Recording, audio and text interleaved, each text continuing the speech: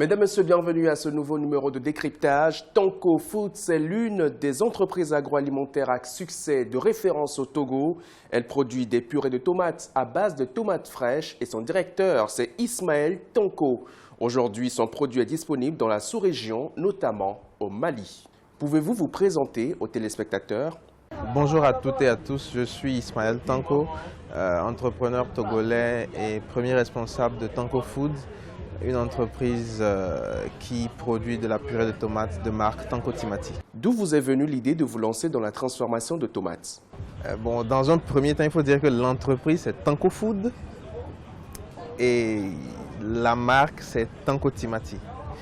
Pourquoi avoir lancé une purée de tomates de marque, en tout cas, pourquoi avoir lancé une purée de tomates?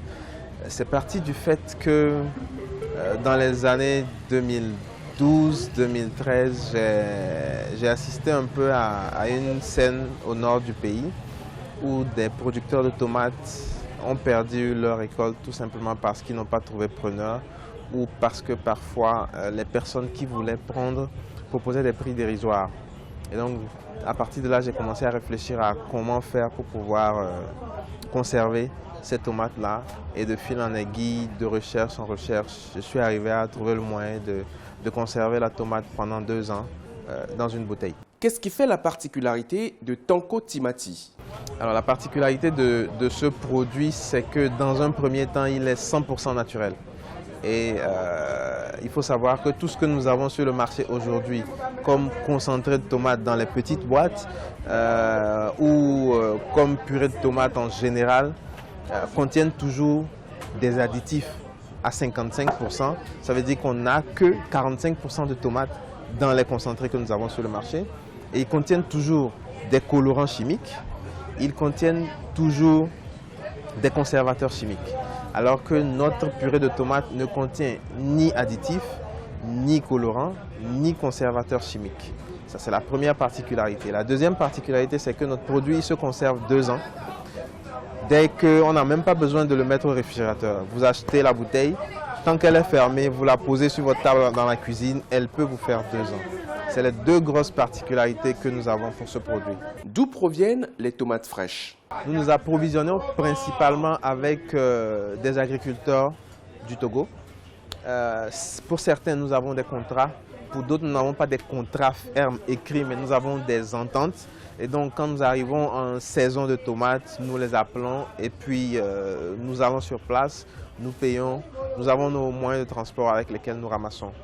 Mais à terme, nous sommes en train de réfléchir à une stratégie afin de pouvoir beaucoup plus sécuriser nos approvisionnements en partant sur la base de contrats fermes avec les producteurs et en partant aussi sur la base d'une certaine assistance technique pour leur permettre de pouvoir produire durant toute l'année au lieu de produire juste en saison pluvieuse. Conseil aux jeunes entrepreneurs qui veulent se lancer, je dirais que il faut dans un premier temps se dire que l'entrepreneuriat est très compliqué, c'est très difficile. Il ne faut pas se leurrer, il ne faut pas devenir entrepreneur par défaut.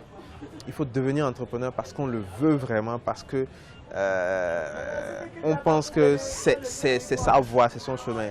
Parce que c'est extrêmement compliqué, c'est semé de beaucoup d'embûches qu'il va falloir traverser, qu'il va falloir surmonter. Ensuite, mon deuxième conseil, c'est que les jeunes considèrent que l'argent n'est pas un problème. L'argent n'est pas un problème. En général, de ma propre expérience, je pense que c'est notre innovation, notre capacité à innover, notre capacité à faire des choses qui n'existent pas encore, qui fait que quand on les fait, on trouve nécessairement les moyens, on trouve nécessairement les gens pour nous accompagner. Ensuite, toujours cette innovation qui fait que là où quelqu'un aura besoin de 30 millions pour faire quelque chose, avec 5 millions, vous ferez la même chose et parfois vous ferez mieux que ça. Donc, persévérance, endurance et puis innovation pour moi. Avez-vous un accès facile au marché de la sous-région? Le marché, il faut dire qu'il est difficile. Dans un premier temps parce que, compte tenu du fait que nous avons voulu faire des investissements limités, nous avons lancé uniquement sur le marché la bouteille. Et la bouteille qui coûte 500 francs, que je dirais 90% des populations togolaises et peut-être ouest-africaines trouvent assez cher. Donc ce qui fait qu'aujourd'hui nous sommes positionnés avec cette bouteille sur un segment de marché, je dirais, classe moyenne supérieure. Et ce segment particulièrement, lui, se porte bien. Et les autres segments de marché nous demandent des produits qui ont des prix moins élevés. Et donc c'est sur ça que nous sommes actuellement en train de travailler. Mais sinon, on avance plus ou moins bien. On arrive à acquérir de nouvelles parts de marché, de nouveaux produits, de nouveaux clients tous les jours. On arrive à se positionner un peu plus dans les supermarchés. Au départ, quand on a lancé le produit, les plus gros supermarchés au Togo ne voulaient absolument pas avoir le produit dans leur rayon. Mais un an et demi après, il y a le plus gros qui nous a appelé, qui nous a dit on voudrait commencer à commercialiser vos produits.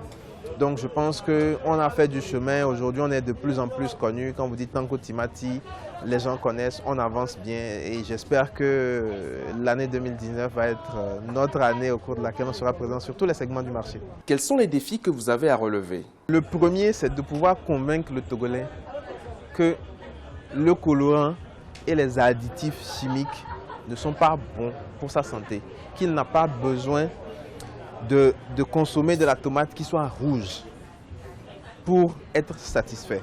Ça, c'est la première des choses. Deuxième chose, c'est de pouvoir servir à tous nos segments de marché des produits qui leur conviennent à un prix raisonnable. Et ça passe par de gros investissements pour lesquels nous sommes actuellement en train de faire une ouverture de capital et une levée de fonds à hauteur de 200 millions de francs CFA pour nous permettre d'investir dans des machines, des ensacheuses, des broyeuses, des embouteilleuses automatiques, des laveuses et tout. Et cela nous permettra d'aller plus vite, de produire plus et d'être plus efficace. Donc voilà un peu ce que je dirais comme plus gros défi que nous avons à ce jour.